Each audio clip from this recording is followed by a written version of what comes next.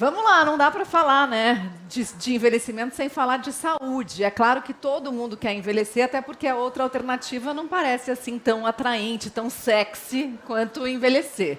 Mas o que me dá vontade de saber é, será que eu, que quero chegar aos 107 anos, vou chegar lá fazendo realmente coisas incríveis? Eu não sei se vocês sabem, mas o recorde no livro dos recordes, no Guinness, da pessoa mais velha que pulou, que saltou de paraquedas, é de uma norte-americana de... Quantos anos vocês chutam? 104. 104 anos. Envelhecer é inevitável, mas é isso, né? Realmente é a nossa melhor alternativa. Vamos falar sobre isso, então. O que a gente precisa saber para envelhecer bem, com saúde, com mais qualidade de vida, para chegar lá podendo, sim, fazer coisas incríveis.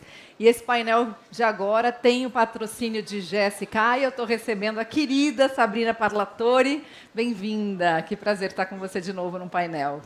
Obrigada, Mari. Grande prazer estar aqui, ainda mais falar de saúde. Que delícia, né? E também o médico Adriano Vendimiati. Prazer, doutor. Tudo bem? Tudo bom, minha querida. O prazer, como sempre, todo meu.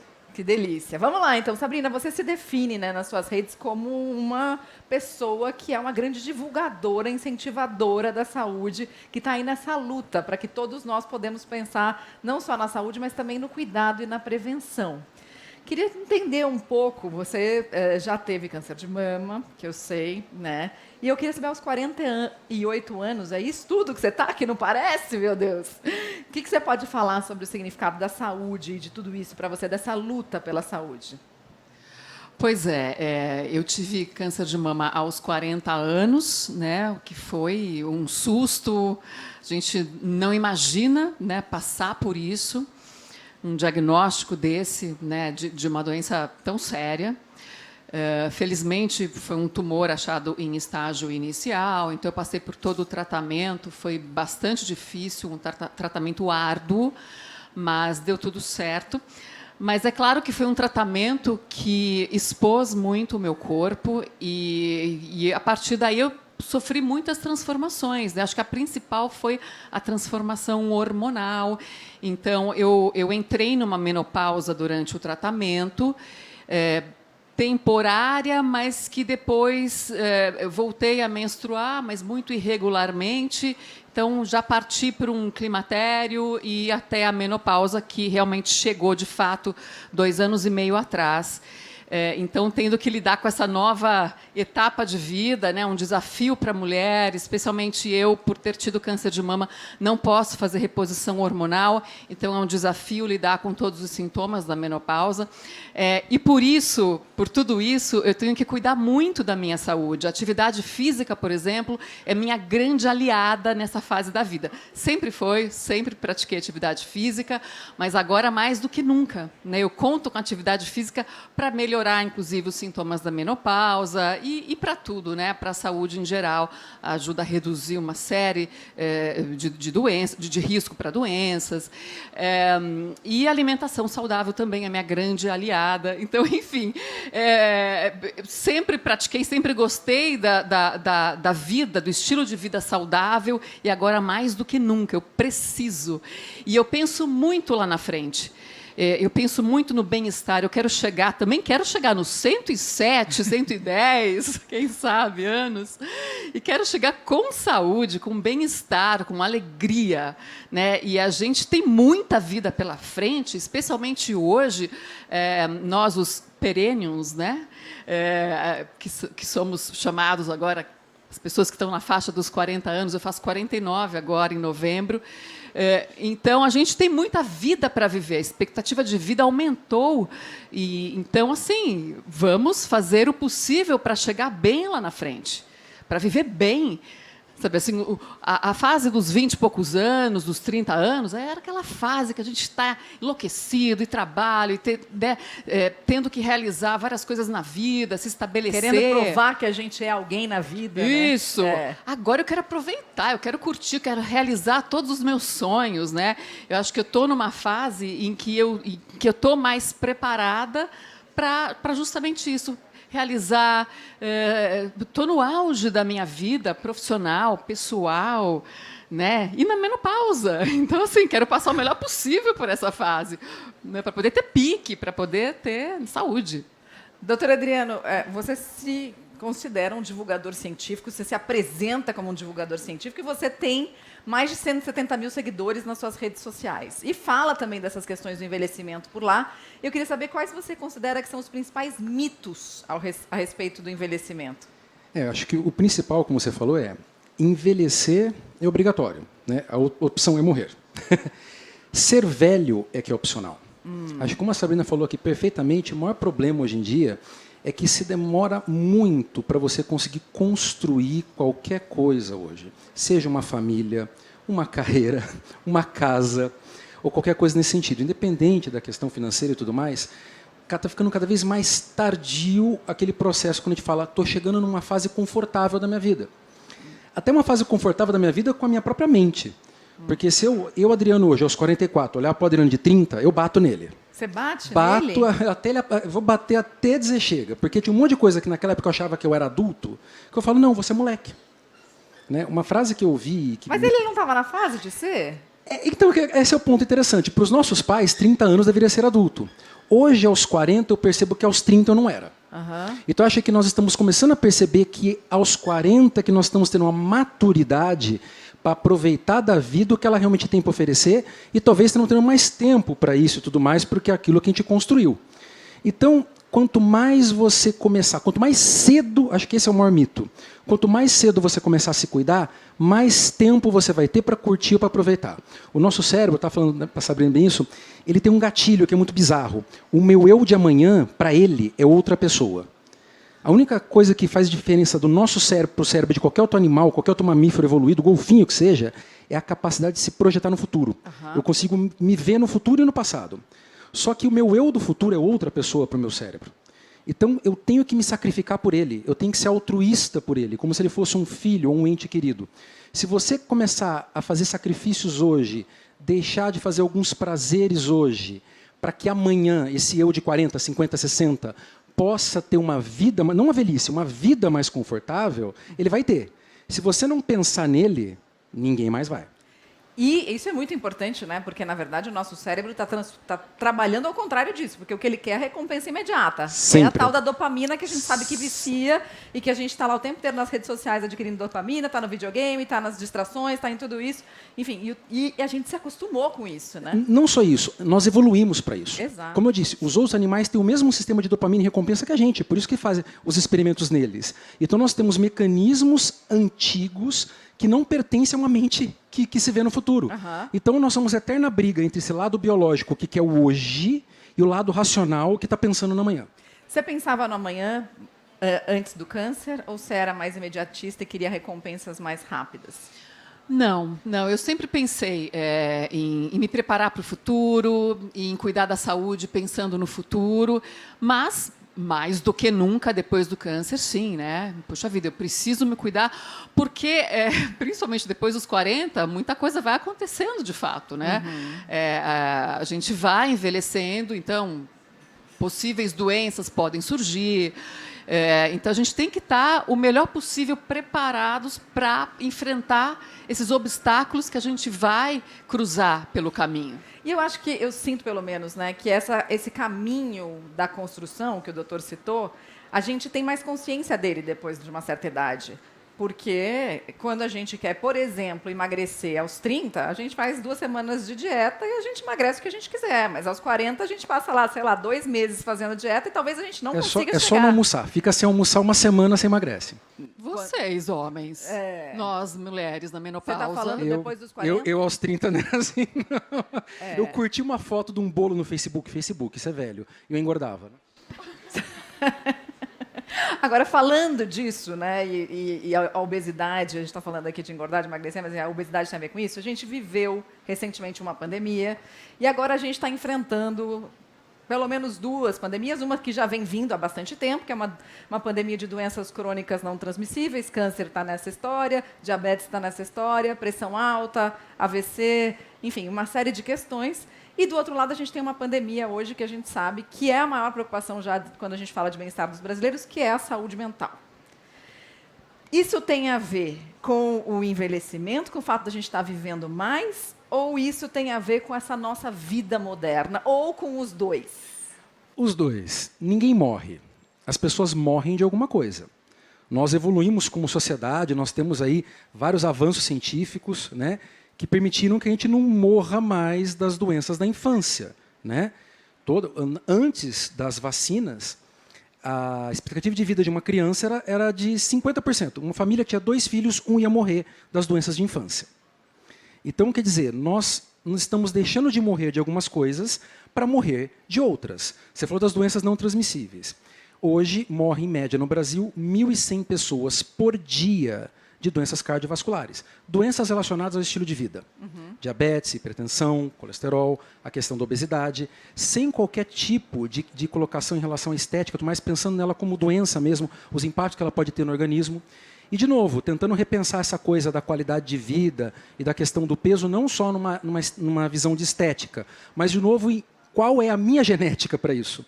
Qual que é o risco que isso traz para mim? Né? Porque, às vezes, eu não posso me permitir ter esse estilo de vida, porque a minha genética não permite isso. Então, acho que a gente está aprendendo cada vez mais como olhar para o indivíduo. Né? Eu tenho essa genética, então eu tenho que me cuidar mais nisso. Eu tenho esse problema, tenho que cuidar mais naquilo. Mas, ao mesmo tempo que a gente começou a perceber que, mais uma vez, o estilo de vida é o que mais está matando, já que nós conseguimos vencer outras barreiras sanitárias. Sem dúvida. Sabrina, você já falou aqui da sua rotina de exercício, de alimentação, enfim, de todos esses cuidados. E em relação aos exames, você faz check-up com que frequência? Faço. Sempre fiz e continuo fazendo, especialmente depois do câncer de mama, né? Então, mamografia todos os anos, né? Eu já vinha fazendo, inclusive mamografia, ultrassom de mamas antes dos 40. A partir dos 40, obrigatório a mulher fazer todos os anos, apesar da recomendação ser da Sociedade Brasileira de Mastologia, essa recomendação dos 40, né? E não pela rede pública, infelizmente ainda a partir dos 50. Estamos tentando baixar essa idade porque a incidência de câncer de mama está muito alta entre 40 e 50 anos. Mas eu faço os meus check-ups. Bom, eu tenho esse controle com a oncologista, né, de todos os anos fazer algumas tomografias, os exames de mama e exames de sangue, os ginecológicos, né? Então, sempre em dia. É super importante, porque tem algumas doenças, né, que dá para a gente diagnosticar precocemente, como câncer de mama, como foi o meu caso, os de próstata, enfim, os de intestino também, né? Também a idade recomendada para começar uma colonoscopia baixou. Antes era 50, agora é 45 no Brasil. Enfim, o doutor Adriano pode falar melhor sobre isso do que eu. Então, a gente tem que estar muito atenta aos exames. E falando especificamente do câncer do intestino, a gente sabe que, às vezes, pequenos pólipos no intestino, você pode, no próprio exame, curar um câncer. Né? Então, fazer o exame pode significar a cura do câncer, antes da doença se desenvolver, no caso do câncer do intestino especificamente. Né? Agora, tem uma lista imensa de exames aí. Quais são, de fato, necessários a partir dessa idade e quais podem ser postergados um pouquinho mais? Então, você já deu um spoiler aí. Eu acho que hoje, principalmente, tem que pensar na questão da colonoscopia e da saúde do intestino, porque é o terceiro câncer que mais mata. Se a gente vai falar do câncer de mama na mulher e tal, no contexto geral, o câncer de intestino está matando muito, e, de novo, pelo diagnóstico tardio, porque é uma doença de crescimento lento. O que você falou é exatamente isso. Todo câncer um dia foi um pólipo. Então, uma pessoa que faz uma colonoscopia e tira um pólipo, está tratando, está sarando um câncer. Então, ele é um exame que não é só diagnóstico, ele pode ser curativo. Né? Então, é lógico, é incômodo fazer o preparo, tudo mais. Tem de graça no SUS, basta você conversar com o seu médico. E eu acredito, Adriano, que a pessoa, a partir dos 40, ela já tem que começar a se programar para fazer o dela. A orientação hoje fala a partir dos 45, mas, de novo, tente se individualizar. Quais são os seus fatores de risco? Sua família tem história de câncer de intestino? Seus hábitos alimentares, pouca fibra, muito nitrato, muito embutido, pode aumentar o risco. Eu acho que outros dois exames, rapidamente, que as pessoas falam muito pouco hoje quando se pensa em questão de screening e triagem, se fala muito de vários exames, a questão da mama e tudo mais, mas o colesterol, todo mundo fala, é importante, mas é interessante você saber também quando e como fazer, quando interpretar. quando começar a fazer mudança de hábito de vida, quando começar a tomar remédio ou não. Mas as pessoas, quando se fala de questão de exame de sangue, né? Ah, tudo bem, o colesterol eu faço tal. E da parte da diabetes, faz a glicemia de jejum. Só a glicemia de jejum. Ou a hemoglobina glicada. Eles esquecem de fazer outros exames mais rebuscados. A gente sabe que tem hoje 15 milhões de brasileiros que têm diabetes e não sabem. E que outros exames que não a glicemia de jejum poderiam diagnosticar esses pacientes, como a curva glicêmica. Então, se você tem histórico familiar, está acima do peso, coisa parecida, conversa com o seu médico para fazer exames mais específicos para o diabetes. Acho isso muito importante. E diabetes tipo 2 está aumentando muito a incidência em pessoas mais jovens, inclusive, né? Também. Também, de novo, pela questão do estilo de vida. Né? É aquela história. Essa vida maluca que a gente vive, uma hora ia cobrar um preço. Está começando a cobrar agora. E, por último, não menos importante, quando se fala de ultrassom abdominal, as pessoas também pensam, vesícula, quem tem problema de vesícula, tudo mais tal, sempre esquecem da questão de quem tem o hábito de beber, que seja mais que 3 doses por semana. Eu sei, eu também entro. Fazer o quê? Isso já aumenta o risco de câncer de intestino e de câncer hepático. Então, acho que a pessoa que tem o hábito de beber mais que 3 doses por semana, desde os seus 15, 18 anos, chegou nos 30, já está na hora de fazer um ultrassom. Se é depois dos 20, chegou nos 40, está na hora de fazer um ultrassom. Eu estou olhando aqui para a plateia, tem gente que abaixou o olhar, assim, tipo, fugiu da minha olhada aqui, que não quer dizer, não está falando comigo não, cara, não vou nem ouvir essa parte. Agora, conta pra gente um pouquinho de uma doença que está cada vez mais frequente também, e que é mais frequente a partir de uma determinada idade, que é a herpes zoster. Você já teve, né, Sabrina? Eu tive. Como você descobriu e como foi? Já faz muitos anos, foi incrível, assim, nunca tinha ouvido falar em herpes zoster. Eu estava na praia, um domingo, antes de voltar para São Paulo, senti uma coceira na perna. A hora que eu olhei, tinha uma feridinha. Bom, enfim, voltei para São Paulo, percebi que a ferida estava aumentando, e a coceira, e começou uma dor. Aí eu fui numa dermatologista, uma dermatologista, enfim, geral, assim. E ela olhou, na época, falou, você estava na praia, você deve ter esbarrado em alguma planta, deu uma alergia, passa uma pomada, tal. Bom, não resolveu, a dor começou a aumentar muito na minha perna esquerda, a ferida aumentar, a coceira, e chegou num ponto que eu tive que ir de madrugada para o pronto-socorro. Chegando lá, o médico que me atendeu no pronto-socorro falou, isso é herpes zoster. Eu levei um susto, nunca tinha ouvido falar. Ele já imediatamente me deu um remédio para tomar, para iniciar o tratamento. No dia seguinte, eu fui numa infectologista e realmente ela falou, o diagnóstico está perfeito e o remédio que ele já começou a dar também. Então, a gente tem que passar agora por esse tratamento. Acho que eu fiquei umas 2 semanas em casa, de repouso, tomando esses remédios, inclusive remédios fortes para a dor, que a dor era intensa. E eu me lembro dessa médica infectologista dizer que, se não começa o tratamento imediatamente, a dor, por exemplo, na perna pode perdurar. Então, a coisa era muito séria. Eu levei um susto. E ela ainda falando, eu vou te vasculhar, pedir tudo que é exame. Fiz vários exames de sangue, de imagem. Porque não é mais jovem. Exatamente, eu era muito jovem. E aí fiz todos os exames, levei para ela, ela falou, olha, está tudo bem com os seus exames, a única coisa que pode explicar é estilo de vida, é estresse. E, de fato, eu estava vivendo uma época, na minha vida profissional, extremamente estressante, extremamente, de tendo, inclusive, pânico, ansiedade. Então, eu tive essa herpes zoster, que, na verdade, ela vem do vírus da catapora, quem teve na infância, incubado, que a gente tem no corpo, e uma segunda manifestação, né, desse vírus da catapora é em forma de herpes zoster, mas costuma dar em pessoas mais velhas. Mas foi um susto, assim, jamais imaginei. Mas, graças a Deus, deu tudo certo, me curei, a ferida foi pequena, mas depois ouvi dizer que poderia ter sido muito pior e dar em outras áreas do corpo. Então, deu tudo certo, mas foi um alerta, assim, da questão do estresse. Sei. Vamos tirar mais dúvidas aqui em relação à herpes zoster. Tem áreas do corpo que ela se manifesta com mais frequência, é realmente uma doença muito dolorosa, né? Dói muito, popularmente chamada de cobreiro, né? Às vezes a gente ouve falar, não ouve de herpes zoster, mas ouve cobreiro. Como aparece? Vamos lá. Quem aqui teve catapora? Tá. Quem aqui não teve? Pode levantar a mão também. Provavelmente vocês tiveram também. Tá, tem um estudo que mostra que 94% dos brasileiros já tiveram contato com o vírus da catapora alguma vez na vida e talvez tiveram uma forma sintomática da doença. Por isso que ele é o vírus varicela, que é o nome técnico da catapora, zoster. Ele é um vírus herpes, e todo vírus herpes é um vírus de DNA que tem a capacidade de entrar em você e transformar você num mutante. Ele entra no seu nervo, no caso do zoster, integra-se no seu DNA e nunca mais vai embora. E a partir daquele momento, até você morrer, você tem o DNA dentro dele. A qualquer momento, por vários motivos, você pode ter uma reativação desse vírus. Os mais comuns, uma queda da imunidade. Pode acontecer por outras doenças, como aconteceu, por exemplo, com a Covid. A Covid aumentou em quase 30% o número de casos de zoster. Por causa que ela acabou com a imunidade de 90% dos brasileiros também que tiveram Covid. Mas o estresse, o dia a dia, tudo isso pode ser. E é por isso que ela é mais comum na idade, quem tem aqui 50 anos ou mais?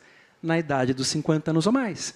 Porque é a hora que você começa a ter mais estresse, mais conta para pagar, e pode ser uma queda da imunidade. E é lógico que pode estar associada a qualquer outra doença que a pessoa tenha. Então, você tem uma doença autoimune, em algum sentido, você também tem um risco. Ela aparece em mais alguns lugares do corpo, assim, mais a parte do tronco, braço, mas ela pode acontecer em qualquer região do corpo. É onde o vírus ficou escondido. Ela vai formar vesículas parecendo da herpes, mas em maior quantidade, e ela nasce destruindo o nervo.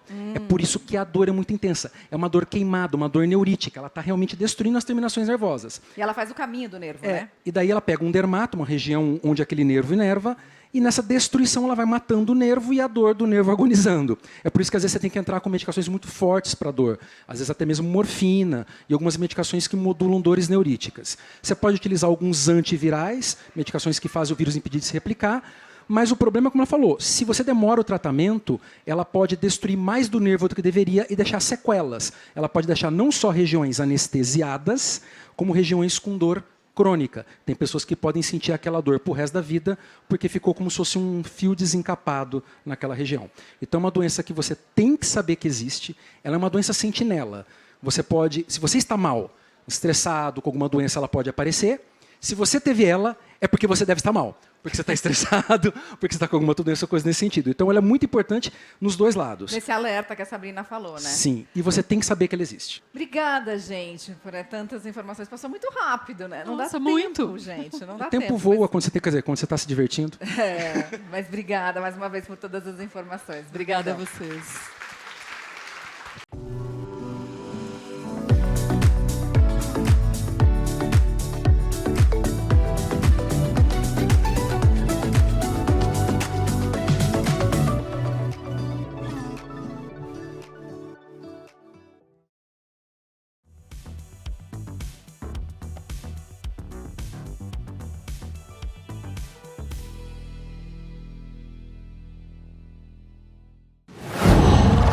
Qual?